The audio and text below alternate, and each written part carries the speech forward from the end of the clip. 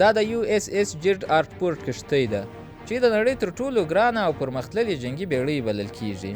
دا بیړۍ شاوخوا 14 میلیارډ ډالر لګښت لري او د امریکایي پولادو اټومي انرژي او برېښنایي لانچ سیسټمونو څخه جوړه شوې ده چې هدف یې دا دی چې د نړۍ هر ګوټ ته پوځي ځواک ورسوي.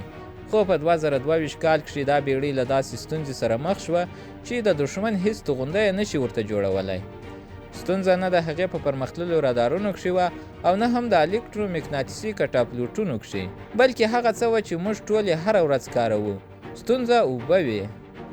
کله چې په بیړۍ کښې د MCU له لارې اعلان کیږي چې د اوبو محدودیتونه پیل شول، نو عمله سمدستي پوهیږي چې دا څه معنا لري. شاورونه بندیږي، د کالیو مینځل درول کیږي او پخلنځي خوراکي توکي په اندازه ویشي. دا په داسې حال کښې ده چې بیړۍ د سمندر په منځ کښې پرته ده او شاوخوا یې په هر لور میلیارډونه ګیلنه اوبه دي، خو بیا هم یو څاڅکی هم د څښلو وړ نه ده.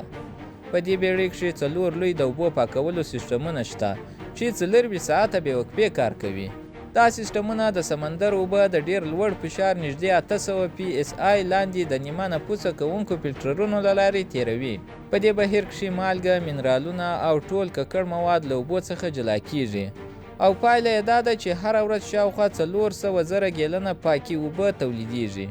دا اندازه اوبه دومره دي چې نږدې په هرو 90 دقیقو کښې یو لوی لامبو حوض ډکوي. خو سره له دې هم دا اندازه د بیړۍ لپاره بسنه نه کوي. ډېر خلک فکر کوي چې تر ټولو زیاتې اوبه د شاور لپاره کاریږي، خو حقیقت بل ډول دی. اوبه تر ډیره د بیړۍ د سیسټمونو لپاره مصرفیږي، لکه د الکترومقناطیسي وسایلو یخول، د وسلو ساتنه، پخلنځی، روغتیایي خدمات او ګڼ نور تخنیکي کارونه چې له انساني اړتیاو سره مستقیم تړاو نه لري. که چیرې دا د اوبو تویونکي سیسټمونه بند شي، نو بیړۍ یوازې د 2 تر 3 ورځو پورې زیرمه لري او وروسته یوازې جګړه نه بلکې د ژوند ټول سیسټمونه له کاره لویږي. په دې بیړۍ کښې له 4500 څخه زیات کسان ژوند کوي، خو له نیمایي ډېر ځای یې ماشینونو، تیلو، وسلو او الوتکو نیولی دی. د عملیې لپاره پاتې ځای ډېر محدود دی. هر سرتیری په یوه ډېر تنګه بستره کښې ویده کیږي چې نږدې 26 انچه پلنوالی لري او یوازې 20 انچه لوړ ځای پرې پاتې کیږي. که سرتیری لږ تیز کښېني، نو سر به حتما د بستر په پورته چت ولګیږي. د بستر لاندې یو کوچنی بکس وي چې ټول شخصي توکي باید پکښې ځای شي، ځکه چې د 6 میاشتو لپاره همدا ټوله شتمني ګڼل کیږي. د یو سرتیري او بل ترمنځ فاصله یوازې څو انچه وي او کله کله په یوه خونه کښې له 40 څخه تر 100 کسانو پورې ځای پر ځای کیږي. د خوب شرایط هم ډېر سخت دي. په هغو ځایونو کښې چې د الوتکو د پورته کېدو سیسټمونو ته نږدې دي، شور تر 1.8 ډیسیبل پورې رسیږي، چې د یو صنعتي ماشین تر څنګ د ولاړېدو په شان دی. سره له دې انسان ورو ورو په دې حالت کښې عادت کیږي او حتی داسې کیږي چې کله شور ناڅاپه بند شي، نو سرتیری له خوبه راویښ شي، ځکه چې مغز یې له همدې شور سره عادت شوی وي.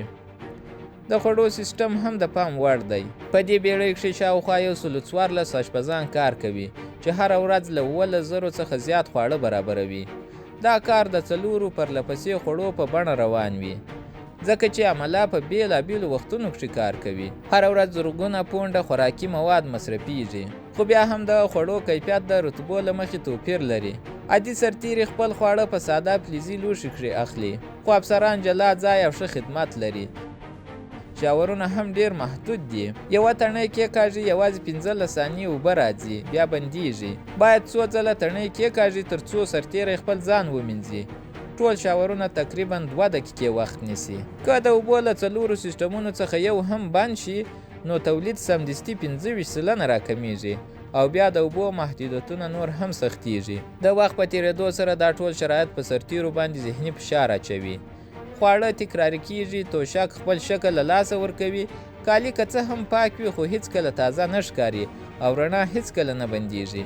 د 2 میاشتو وروسته سرتیري داسې احساس کوي لکه په یوه نه ختمېدونکي تکرار کښې چې بند پاتې وي. تر ټولو لوی توپیر د رتبو ترمنځ دی. عادي سرتیري یوازې شاوخوا 15 مربع فوټه ځای لري، خو افسران جلا خونې لري او لوړپوړي افسران حتی شخصي اپارتمان ته ورته ځایونه لري. د بیړۍ قومندان او اډمیرال بیا داسې اسانتیاوې لري چې د یو کوچني کور په شان دي، په داسې حال کښې چې یو عادي سرتیری په یوه کوچنۍ بستره کښې شپې تېروي. په پای کښې حقیقت دا دی چې دا بیړۍ یوازې په اټومي انرژي نه چلیږي، بلکې په اوبو هم چلیږي.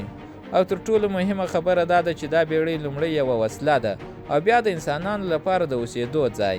همدا سخت شرایط دي چې ډیر سرتیري له خپلې لومړۍ دندې وروسته پوځ پرېږدي، ځکه چې د اوږدې مودې لپاره دا ډول ژوند هر چاته اسانه نه وي.